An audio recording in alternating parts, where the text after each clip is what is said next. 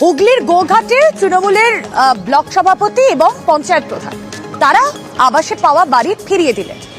এবার আমরা অনেক জায়গায় তো এরকম খবর করেছি যেখানে হঠাৎ নেতাদের সত্যি বিবেক জাগ্রত হয়েছে, তারা বাড়ি ফিরিয়ে দিয়েছেন, কিন্তু এক্ষেত্রে বিষয়টা মনে করা হচ্ছে বিতর্ক এড়াতে।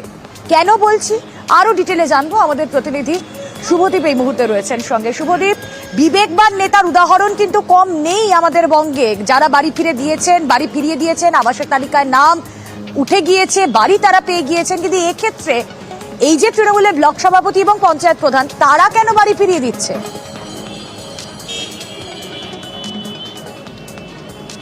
দেখো, একেবারেই রুমেলা, আমরা কিছুদিন আগেই দেখেছিলাম গোঘাটের এক তৃণমূল নেতা, তার বাবার নামে পাকার বাড়ি এসেছিল। সেই তালিকায় নাম দেখেই কিন্তু গোঘাট জুড়ে একটা চাঞ্চল্য ছড়ায়, যে স্বজন পোষণের একটা অভিযোগ তোলেন বিরোধীরা। এবং মনে করা হচ্ছে তারপর থেকেই কিন্তু এই যে গোঘাটের যে 1 নম্বর ব্লক সভাপতি, তার নামও আবাস তালিকায় ছিল।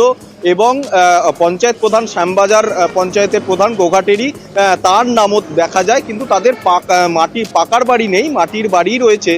বিতর্ক এড়াতেই কিন্তু তারা এই বাড়ি ফেরানোর সিদ্ধান্ত নিয়েছেন এবং বিডিও অফিসে লিখিত আবেদন জানিয়েছেন।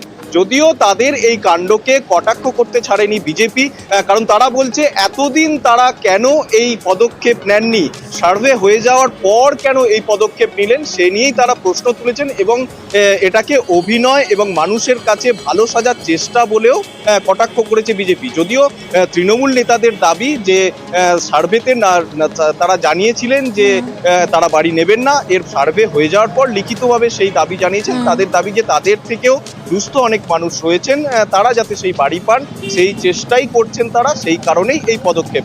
আচ্ছা, বেশ, শুধু বিতর্ক এড়াতে নয়, যারা যোগ্য তারা যাতে বাড়ি পান এই পুরো বিষয়টাকে মাথায় রেখে তারা আবাসে তাদের